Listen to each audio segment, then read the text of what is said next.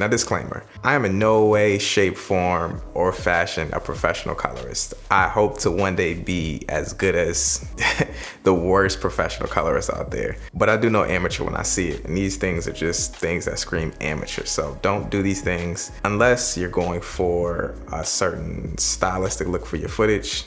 It's also important to say that it's no right or wrong way to color grade. Do whatever you want to do. I feel like these things are just things that pros don't do.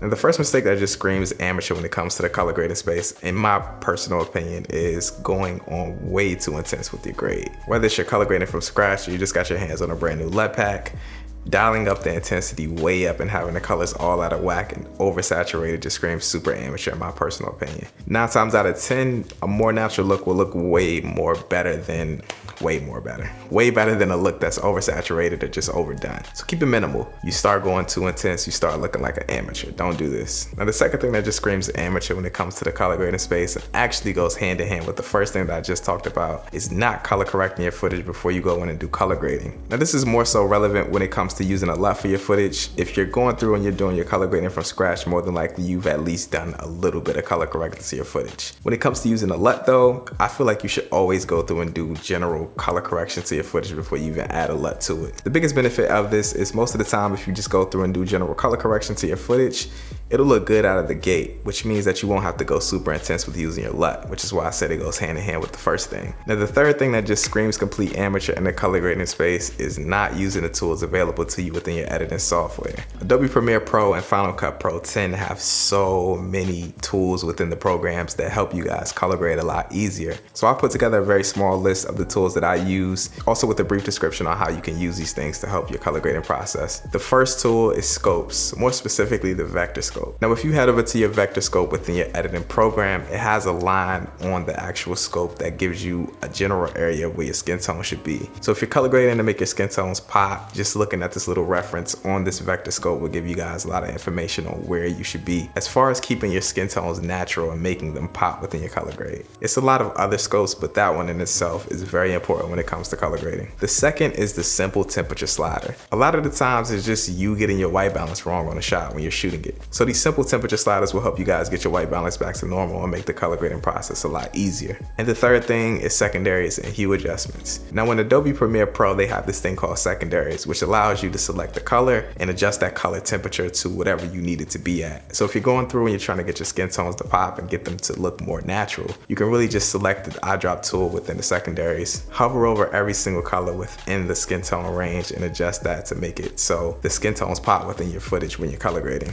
Use this in relation to the vector scope, you guys will have an amazing color grade in no time. And also hue adjustments, which is kind of the same thing, but hue adjustments goes a bit further to help you guys just select whatever color you want within your color grade and adjust the hue of that. So if you shot outdoors and you don't like the hue of the sky, you don't like the color of it, you can just select the blues within the image and just adjust the hue on it to make them go more to an aqua side or more to a deeper blue. So those two things right there are just awesome when it comes to color grading, and it makes the process a lot easier. And before I get into this fourth thing, I'm gonna give a shout out to the sponsor of this video, the people over at Squarespace. Now you guys hear me talk about Squarespace all the time. I'm sure your favorite YouTuber also talks about Squarespace, but in all reality, honestly, I feel like it's very important in this day and age to have a website, to have a space where people can inquire about your services, and also for you to be able to display the work that you're creating. Now Squarespace is a really easy place to do this because they have designer templates that are all in one. They're simple to use, man, and they also have 24/7 customer support. So if you ever find yourself in a jam where you're creating your website, you can just hit them up right in the chat and I'll hit you right back. So for the creatives out there who are interested in taking their online presence to the next level, make sure you guys head over to squarespace.com right now, start your free trial. You can also head over to squarespace.com/YCImaging for 10% off your first purchase. The link will be down in the description.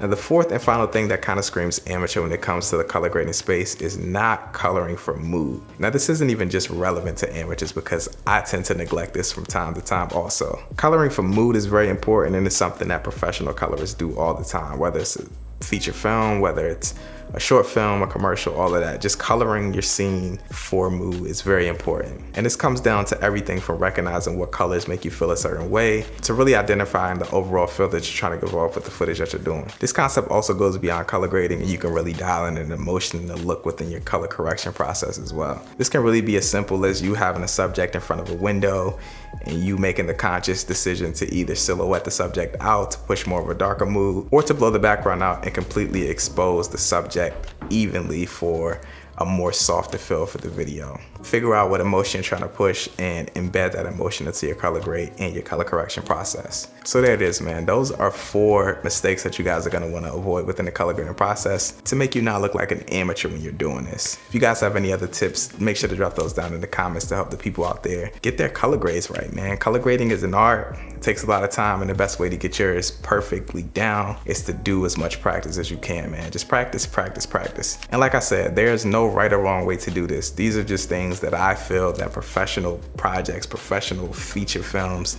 all embody when it comes to the color grading. So I'm just talking at this point. If you guys enjoyed this video, man, make sure to drop it a like, comment, also subscribe to the channel if you're new here. I'm out, guys. Peace.